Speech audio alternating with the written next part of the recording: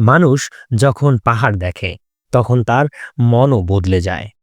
আজ আমরা এমন এক যাত্রায় আছি যেখানে রাস্তা নিজের সৌন্দর্যে হার মানায় শহরকে। আসসালামু আলাইকুম। কি অবস্থা সকলের, কেমন আছেন সবাই? আমি মোহাম্মদ মনির হোসেন, স্বাগত জানাচ্ছি মনির হোসেন চৌধুরী চ্যানেলে নতুন আরেকটি ভিডিওতে। আজ আপনাদের নিয়ে যাচ্ছি ঢাকা থেকে খাগড়াছড়ির পাহাড়ি পথে।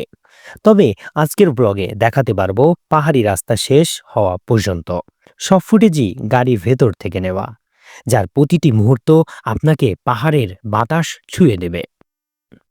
ঢাকা শহর পেছনে ফেলে এগোতে এগোতে শহরের ভিড় যেন পিছনের আয়নায় ছোট হতে থাকলো।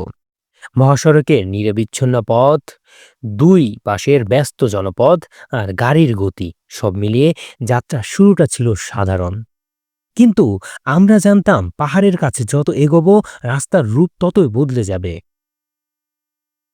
যখন দূর থেকে মাথা উঁচু করে ঢাকা পাহাড় দেখা দিতে লাগলো, তখনই বুঝলাম আসল যাত্রা এখন থেকে। গাড়ি উঁচু নিচু পথে এগোতে থাকে, কখনো বাঁ দিকে তীব্র বাঁক, কখনো ডানে লম্বা ঢাল। মাঝে মাঝে মনে হয় যেন রাস্তা পাহাড়ের বুকে আঁকিবুকি এঁকে এগোচ্ছে। গাড়ি জানালা দিয়ে তাকালে দেখা যায় গভীর সবুজ, ঘন জঙ্গল আর পাহাড়ের ছায়া একে একে পাশ দিয়ে সরে যাচ্ছে। এমন রাস্তা মানুষকে থেমে যেতে শেখায়, যদিও থামার সুযোগ নেই। তবুও মন থমকে তাকিয়ে থাকে পাহাড়ের দিকে। কখনো দূরে কুয়াশা ভেসে আসে, কখনো আলো পড়ে গাছের পাতায়, যেন প্রকৃতি নিজের হাতে রং বদলাচ্ছে। এই পাহাড়ি রাস্তা একটা আলাদা মায়া আছে।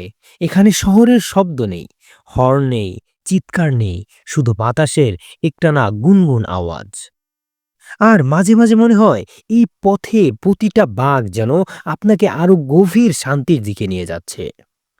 যাত্রার শেষ দিকে রাস্তার দুই পাশে দেখা গেল বিশাল রাবার বাগান, গাছগুলো এক লাইনে দাঁড়িয়ে, যেন কোনো অদৃশ্য হাত সেগুলো সাজিয়ে রেখেছে। গাড়ি এগোতে এগোতে পাতার উপর আলো পড়ে চকচক করছিল। বাতাসের মধ্যে রাবার পাতার একটা আলাদা গন্ধ, যা পাহাড়ি পথের সাথে মিশে একটা শান্ত অনুভূতি তৈরি করে।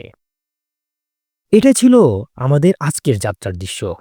খাগড়াছড়ি শহর পর্যন্ত ফুটেজ নেই, কারণ আমরা সে পর্যন্ত যাইনি। কারণ আজ আমরা পাহাড়ি রাস্তা শেষ হওয়া পর্যন্ত এসেছি। কিন্তু সত্যি কথা হলো, শুধু এই পথটাই যেন একটা সম্পূর্ণ ভ্রমণ। এই সবুজ, এই বাতাস, এই আঁকাবাঁকা পথ দর্শকের মনেও ঠিক একই প্রশান্তি পৌঁছে দেবে ইনশাআল্লাহ। আশা করি ঢাকা থেকে পাহাড়ি রাস্তায় আজকের এই ভ্রমণ আপনাদের ভালো লেগেছে। ইনশাআল্লাহ দেখা হবে পরের নতুন কোনো পর্বে। সে পর্যন্ত সকলে ভালো থাকুন, সুস্থ থাকুন। আমার জন্য দোয়া করুন। আসসালামু আলাইকুম ওয়া রাহমাতুল্লাহি ওয়া বারাকাতুহু। আল্লাহ হাফেজ।